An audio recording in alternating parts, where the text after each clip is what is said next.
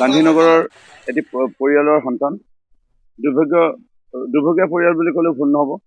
তেওঁলোকৰ বিভিন্ন কাৰণবশতঃ তেওঁলোকৰ মানুহৰ মৃত্যু হৈ এজনৰ পিছত এজনৰ মৃত্যু হোৱা পিছলৈ তেওঁলোকৰ ঘৰ মাটি ভেটি সকলোখিনি বিক্ৰী কৰিব লগা হৈছিল আৰু এজন যুৱক তেওঁ পিছলৈ গৈ পেলাই মানসিকভাৱে ভাগি পৰাৰ দৰে হৈছিল। তেওঁৰ নামটো মনোজ গুপ্তা। তেওঁ মন্দিৰত বা ক'ৰবাত ৰাস্তা কিনাৰতে শুই মেলি দিন পাৰ কৰি আছিল। অসুস্থ পৰাত ৰণধৰ আৰু সুজিত দে আপাই বুলি কয় দুজন যুৱকে প্ৰথমতে অৱগত হৈ পেলাই শিৱাংশ NGOৰ লগত যোগাযোগ কৰিছিল। আমাকো শিৱাংশ NGOই যোগাযোগ কৰিলে। পিছলৈ গৈ পেলাই জৰ্জ মেডিকেল কলেজত ভৰ্তি কৰা হৈছিল। চিকিৎসাধীন থকা অৱস্থাত মনোজ গুপ্তা নামৰ যুৱকজনৰ আজি পুৱা ভাগত মৃত্যু হয়। মৃত্যু হোৱাৰ পিছত আমাৰ বন্ধু বান্ধৱ তেওঁলোকক আমি খবৰ দিলোঁ।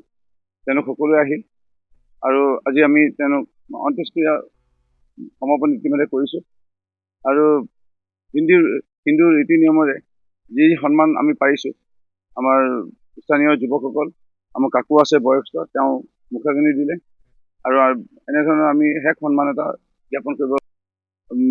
এই মুহূৰ্তত এইটোৱে ক'ম এনে অৱস্থা নহওক আৰু পৰিয়ালৰ মানুহ যেন অত্যন্ত কাষত থিয় হওক। কিন্তু জানিব পাৰিছোঁ মনোজ গুপ্তাৰ যদিও দেউতাক মাক বা পৰিয়ালৰ মানুহ সকলো নাইকিয়া হৈ গ'ল, এতিয়া শেহতীয়াকৈ গম পাইছোঁ যে ভনীয়েক এজনীক ওচৰতে বিয়া দিছিল আৰু তেওঁ ভনীয়েকৰ পৰিয়াল আছিল কিন্তু খবৰ ল'বলৈ নাহিল। মৃত্যু খবৰ পাইছিল চিকিৎসাধীন হৈ থকা জৰ্জ মেডিকেল কলেজৰ সেয়াও খবৰ পাইছিল, তাত চাবলৈও নগ'ল। সেইকাৰণে বেয়াও লাগিছে কিন্তু এটাই ভাল লাগিছে যে এই খবৰটো পাই কমচে কম 15-20 জন হ'লেও যুৱকসকল ওলাই আহি তেওঁলোকে খৰি আনিলে, তেওঁলোকে যাৱতীয় ব্যৱস্থা কৰিলে। এজন পুৰোহিত আহিলে, তেওঁ নিয়মত মন্ত্ৰ পাঠ কৰি হিন্দু নিয়মৰ মতে আমি শেষ সন্মান মনোজ গুপ্তাক জ্ঞাপন কৰিলোঁ। আপুনি বিচৰা বাতৰি পাব কেৱল নিউজ 18 এপত। নিউজ 18 এপ ডাউনলোড কৰিবলৈ স্কেন কৰক এই QR কোড। গুগল প্লে ষ্টৰতো পাব এই নিউজ 18 এপ।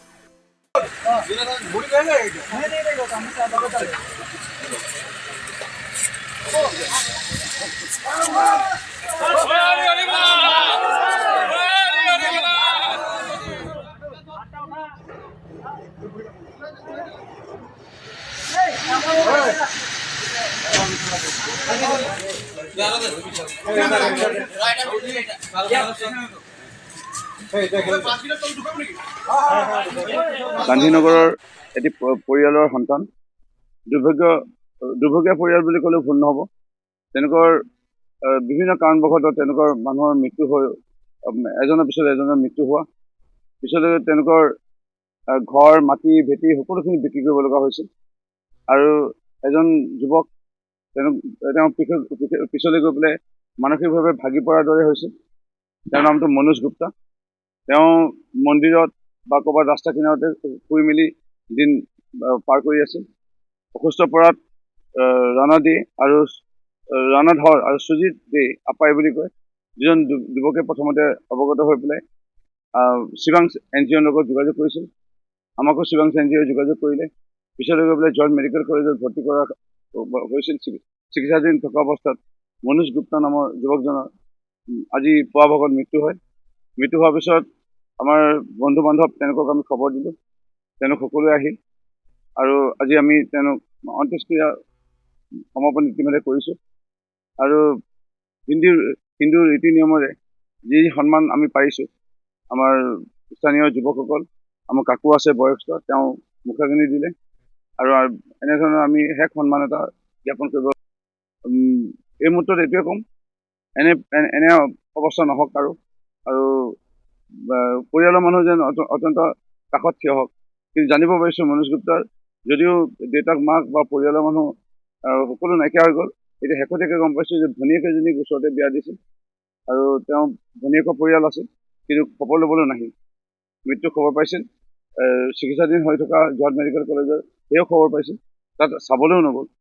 সেইকাৰণে বেয়াও লাগিছে, কিন্তু এটাই ভাল লাগিছে যে এই খবৰটো পাই কমচে কম 15-20 জন হ'লেও যুৱকসকল ওলাই আহি তেওঁলোকে খৰি আনিলে, তেওঁলোকে যাৱতীয় ব্যৱস্থা কৰিলে। এজন পুৰোহিত আহিলে, তেওঁ নিয়মত মন্ত্ৰ পাঠ কৰি হিন্দু নিয়মৰ মতে আমি শেষ সন্মান মনোজ গুপ্তাক জ্ঞাপন কৰিলোঁ। আপুনি বিচৰা বাতৰি পাব কেৱল নিউজ 18 এপত। নিউজ 18 এপ ডাউনলোড কৰিবলৈ স্কেন কৰক এই QR কোড। গুগল প্লে ষ্টৰতো পাব এই নিউজ 18 এপ।